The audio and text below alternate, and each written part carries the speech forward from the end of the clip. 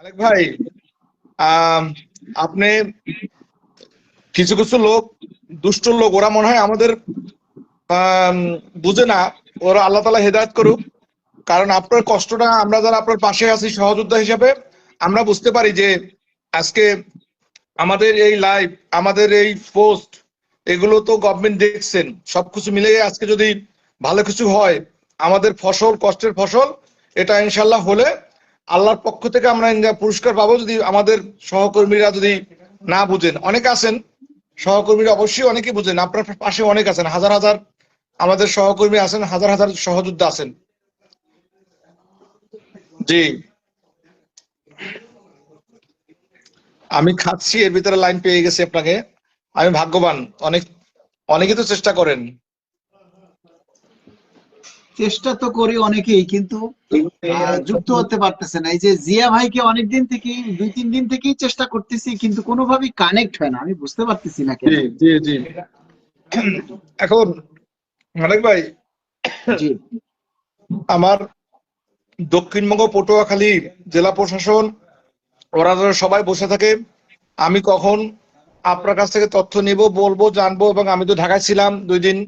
তারপর সবাই তো এখানে যারা আপনাদের, যারা ঢাকার সিটিতে আপনারা সবচেয়ে বড় নেতা হিসেবে আমাদের পক্ষে কাজ করছেন, আলহামদুলিল্লাহ। এখন আমার ফোন ঢুকে গেছে, ফোন ঢুকে ঢুকুক, কোনো ই করলো না। এখন ওই ফোন ঢোকার সুযোগ কি হয়েছে? ওকে, ওটা খারাপ মনে হয়, ফোন ঢুকলে শেষ হয়ে যায় না, আল্লাহ জানে। যাই হ্যাঁ, হোক, যাই হোক, ওই ফোন ঢোকে এখন। আল্লাহর রহমতে 21 তারিখে যদি জমা হয়, আর ওনাদের আমাদের সম্ভাবনা কি হতে পারে, এই যে 3টা যে স্টেপ দেখতেছি, এবং ওগুলো কতটুকু বাস্তব জানি না। গ্রেড 20টাই দেখলাম। আমরা যেটা বলেছিলাম ওটা তো ওরকম আসেনি। 20টা গ্রেডে ওরা 3টা ধাপ করছে। একটা মানে আমাদের মনে হয় যেটুকু জানতে পারছি, আমাদের এক এজির এক কর্মকর্তা বললেন আমরা লাস্টেরটা পাচ্ছি। ওরা অর্থ মন্ত্রণালয়ে কথাবার্তা বলছে, কতটুকু বাস্তব জানি না। লাস্টে যেটা আছে 3টে ধাপের লাস্টটা আমাদের দিচ্ছেন আর কি, 3টে আর কি লাস্টে স্টেপ করে দিচ্ছেন। লাস্টে কোনটা? লাস্ট বলতে 3টা সারি করে দিচ্ছে। আমাদের যে বর্তমান স্কেল, মাঝখানে স্কেল, যেমন আমরা যেমন 11 গ্রেডের যেখানে আমরা আছি, ওখান থেকে পরবর্তী গ্রেড আর মানে আরেকটা স্টেপ দিচ্ছে। তাতে দেখা গেছে আমরা 24,000 ধাপে আছি লাস্টে, ওইটা আমরা পাবো। হ্যাঁ, এইটা আপনি বলতেছিলেন। এখন আমি আপনি জানি না কতটুকু আপনি বাস্তব। সর্বশেষটা বলেন, 20 নম্বরটা বলেন। জি জি, সর্বশেষ, জি জি জি জি জি। ও 8,250 টাকার স্কেলটা দিন, সেইটা হ্যাঁ, ওই কোথায় দিচ্ছে? লাস্ট 21,000, লাস্ট একুশ হ্যাঁ, হাজার জি, লাস্ট 21,000। মানে আট সর্বশেষ হাজার যেটা সেটা 21,000। হ্যাঁ, এইটা 21,000। তারপর আজকে আমরা আলহামদুলিল্লাহ যে আশাবাদী, এটা হলো আমাদের পে স্কেল দিক আমরা যে করতেছি, তারপর বাকিটা পরে হোক। পে স্কেলটা হলেই এরপর বাকিটা ইনশাল্লাহ আসবে, ইনশাল্লাহ সব আসবে আল্লাহর রহমতে। আচ্ছা, এইটাই যেন হয়। আংশিক জানুয়ারি থেকে আংশিক বাস্তবায়ন হবে। এই আংশিক বলতে কি বুঝেন? উম, এখানে আংশিক বলতে এইটাই বোঝাচ্ছি, আমাদের এখন মূল বেতনটা দিবে, বাড়ি ভাড়ার যে বেসিক ওইটার যে বেসিকটা এখন যে দিবে। আমি, হ্যাঁ, বেসিকটা দিবে। যেমন আমার সবকিছু মিলিয়ে যেমন আমি এখন 8,000 থেকে আমি 21,000 গেলাম, ওইটাকে মাইনাস করে যে টাকাটা হইলো বর্তমান স্কেলের সাথে ওইটা যোগ করে দিলাম, এইটা আমার মূলটা হয়ে গেল। আর আগের অনুযায়ী আমি বাড়ি ভাড়াটা পেলাম কিন্তু। আপনি সোজা কথা বলেন, জি ফিক্সেশন করার পরে যে বেসিকটা দাঁড়াবে সেই বেসিকটা পাবে। আর আগে ভাতা টাতা যা আছে সব আগেরটা পাবে। Right right right, yes yes. এটা হলো আংশিক, এটা জি হলো জি জি আংশিক। আর আগামী বাজেটে আবার আপনি বাড়ি ভাড়া ভাতা বা অন্যান্য ভাতাগুলি পাবেন। যদি 2 ধাপে করে তাহলে এরকম, আর যদি 3 ধাপে করে তাহলে আপনি জানুয়ারি থেকে বেসিক পাবেন, আগামী জুলাই থেকে বাড়ি ভাড়া ভাতা পাবেন, আর জি তারপরের 6 মাস পর থেকে আপনি আবার একবারে সকল কিছু পাবেন। জি জি জি। যদি 3 ধাপে করে, আর যদি 2 ধাপে করে তাহলে জানুয়ারি থেকে আপনি বেসিক পাবেন, আর আগামী জুলাই থেকে বা জি যখন নির্ধারণ করে তখন থেকে আপনি পূর্ণাঙ্গটা পাবেন। এটা হলো 2 ধাপে। জি জি জি এখন জি। অনেকেই আংশিক বলে বুঝে না যে আংশিকটা আবার কি জিনিস।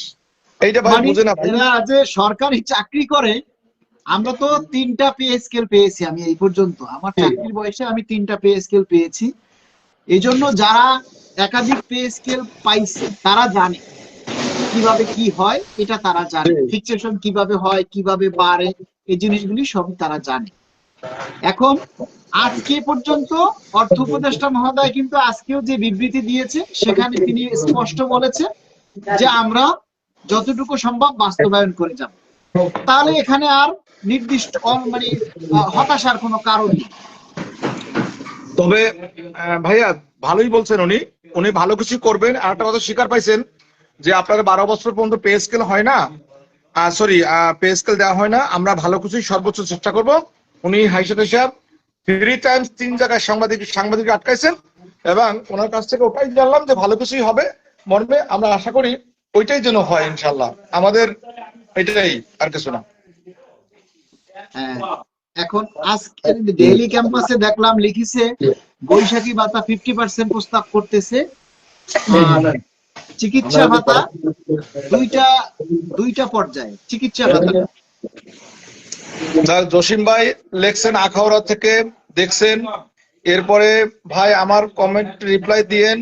আরেকজন আছেন, হ্যাঁ মালিক ভাই 1000 টাকা। শাহাবুদ্দিন ভাই, জি জি জি শাহাবুদ্দিন ভাই আপনি একটু কমেন্টস গুলি পড়ে রিপ্লাই দেন। জি জি জি জি অবশ্যই।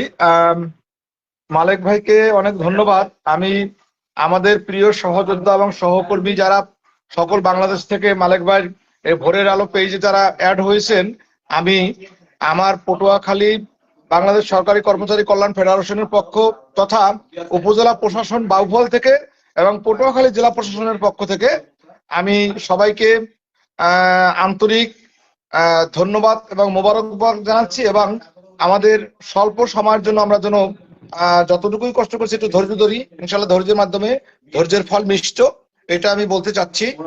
আর মালিক ভাই দীর্ঘদিন যখন উনি একটা ঝামেলা, একটা হঠাৎ এই পে স্কেলের কাজ করতে গিয়া একটি ঝামেলায় পড়ে গেছিলেন, আমি তখন মালিক ভাইকে আবিষ্কার করেছি, খুঁজে পেয়েছি এবং ঢাকায় গেলাম যে মালিক ভাইকে এখানে পাবো। আলহামদুলিল্লাহ ফোন পাইলাম, কথা বললাম। সেখান থেকে আস্তে আস্তে আমার আমিও আল্লাহ রহমতে অনেক কিছুই এই পেজের মাধ্যমে অনেকের সাথে পরিচিত হয়েছি। এখন আমার বাউফলের প্রায় 15 থেকে 1600 আমাদের সরকারি কর্মচারী আছেন। বাংলাদেশের ভিতরে একটা শিক্ষিত নন্দিত একটা জনপদ, আলোকিত জনপদ, যে জনপদের মানুষ আমাদের এই ভোরের আলো পেজটার সাথে তারা অনেকেই পরিচিত। যাই হোক, মালিক ভাই বলেছেন আমাদের একটু পেজটা পড়ে জানানোর জন্য। এখানে সোহেব ভাই লিখছেন, ভাই কেমন আছেন, মালিক ভাইকে জিজ্ঞাসা করছেন। হ্যাঁ মালিক ভাই আলহামদুলিল্লাহ ভালো আছেন, আন্দোলনের জন্য তৈরি আছেন। তারপরে আরেকজনে লাইক দিলেন, মালিক ভাই কেমন আছেন। এবং অমিত সরকার রায় লিখছেন, ভাই কেমন আছেন কিন্তু পরবর্তী সরকারের কাছে গেলে। যাই হোক, খুব দ্রুত পার হয়ে যাচ্ছে মনে হয় যে মালিক ভাই তো এডমিন, এটা আপনি ভালো মতো পড়তে পারবেন। তবুও আমি বলতেছি না, নেগেটিভ তেমন দুষ্ট বন্ধুরা নাই, সবাই পজিটিভ মনে হচ্ছে। হ্যাঁ, এখানে আংশিক তো আমরা বুঝালাম, আংশিকটা হচ্ছে আমাদের এখন মূল অংশটা, মূল বেতনের যেটা ওখানে আমাদের যে হিসাবে যেটা আসবে, এখন মূলটা আমরা পাবো। এর সাথে যে আনুষঙ্গিক যে আমাদের বাড়ি ভাড়ার অংশ বাড়বে, তারপরে যে বাড়তি যে শিক্ষকদের আমাদের সন্তানদের আমাদের টিফিন ভাতা যাদের প্রযোজ্য ক্ষেত্রে, এবং যারা এখানে মেডিকেল ভাতা, বিভিন্ন যে আমাদের ভাতার যে পর্বগুলো আছে সেইগুলোর অংশগুলো আমাদের পরবর্তী বাজেটের সময় দেওয়া হবে ইনশাল্লাহ। পরবর্তী সরকারের না, পরবর্তী বাজেটে দেওয়া হবে। সরকার যাই হোক, আমরাই বাংলাদেশের হলো, আমরা প্রজাতন্ত্রের কর্মচারী হলো, আমরাই যা করব সরকারের মেরুদণ্ড হিসাবে আমাদেরকে সোজা হয়ে আমরা কাজ করব। এবং সরকার কারা? সরকার হলো আমাদেরই, কাজকর্মটাই হলো আমরাই সরকারের পক্ষে কাজ করি। সরকারকে সহযোগিতা করা কি, আমাদের যারা ঊর্ধ্বতন কর্তৃপক্ষ আছে তারাই সরকার। সেখানে হয়তো জনপ্রতিনিধি যারা আসবেন, আমাদের পরবর্তী যদি নির্বাচন ইনশাল্লাহ যথাসময় হয়, তাহলে যিনি আসেন আমরা হয়তো অবশ্যই তারা আমাদের মানবিক দৃষ্টিকোণ থেকে সরকারি কর্মচারীদের আমাদের মেরুদণ্ডকে শক্ত রাখবেন, সোজা রাখবেন, এইটাই হলো আমাদের কামনা। আর আমাদের যে মাননীয় প্রধান উপদেষ্টা মহোদয় উনি বলেছেন, এবং আশা করি ওনার কথাটা উনি অবশ্যই, যেহেতু অনেকে অনেক কমেন্টে অনেক জায়গায় লিখেছেন যুদ্ধ বিমান কেনার জন্য যে টাকার প্রয়োজন, ওই টাকা আমাদের সরকারি কর্মচারীদের দেন। আমরা আমরা ক্ষুধার রাজ্যে যুদ্ধ করছি, আমরা ক্ষুধার শাহাবুদ্দিন রাজ্যে ভাই, যুদ্ধ করছি। জি জি জি। দুইজন মানুষের কমেন্ট একটু আমি নেই। এক ভাই এনামুল হক একই কমেন্ট বারবার করছে, রিপোর্ট কি প্রধান উপদেষ্টা মহোদয়ের কাছে জমা দিবে? জি, আমরা যতটুকু জানি রিপোর্ট প্রধান উপদেষ্টার কাছেই জমা দিবে, কিন্তু সকল মিডিয়া প্রচার করছে যে রিপোর্ট অর্থ উপদেষ্টার কাছে জমা দিবে। কিন্তু আমার তথ্য মতে, আমি যতটুকু নির্ভরযোগ্য তথ্য জানি সেই হিসাবে আমি বলছি যে রিপোর্টটা প্রধান উপদেষ্টার কাছেই জমা দিবে। আরেক ভাই লিখেছেন যে ধরুন সর্বনিম্ন স্কেল 20,000 টাকা প্রস্তাব করছে এবং সরকারের কাছে যাওয়ার পর সেইটা কাইটটা সাইটটা আরো কমাবে নাকি 20,000 টাকাই ফাইনাল করবে, ওটা আমি বলতে পারবো যখন আমি আবার সরকারের ওই জায়গায় গিয়ে ক্ষমতা দখল করব বা বুঝতে পারবো তখন। আমি তো সরকারে নাই ভাই, ওখান 20,000 টাকাই সরকার রাখে, না ওনারে বাড়াইয়া 25,000 করে, না ওখান থেকে 20,000 টাকা থেকে আরো 2,000 টাকা কমাইয়া দেয়, সেটা তো পরের ব্যাপার। এটা তো সরকার কি করবে, সরকার কমাবে না বাড়াবে, সেটা কি আমরা এখন বলতে পারি? এটা কি জিজ্ঞেস করার মতো কথা? আপনি বলেন। আমরা পে কমিশন রিপোর্টটা জমা দিল, 20,000 টাকা ধরুন প্রস্তাব করলো। এখন প্রস্তাব করার পর সরকার 20,000 টাকাই রাখবে নাকি আরো 2,000 টাকা বাড়াই দেবে নাকি আরো 2,000 টাকা কমাইয়ে দিবে, সেটা কি আমরা অগ্রিম বলতে পারি? আপনার প্রশ্নটা আপনি নিজের বিবেকের কাছে প্রশ্ন করে দেখবেন উত্তর পেয়ে যাবেন। হ্যাঁ ভাই জি বলেন। মালিক ভাই, হ্যাঁ আসলে তো সরকার যে আংশিক যে বলছেন, হ্যাঁ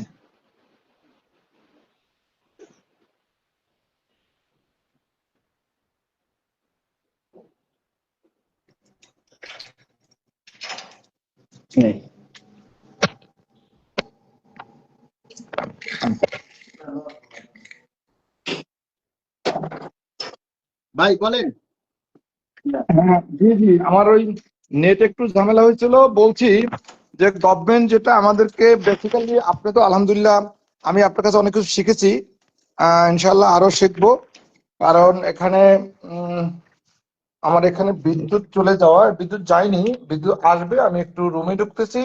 এভাবে আপনি একটু দর্শকদের সাথে একটু ওই যে দুই একটা কমেন্ট শুনেন, আমি 1 মিনিট একটু দিচ্ছি, সময় নিচ্ছি।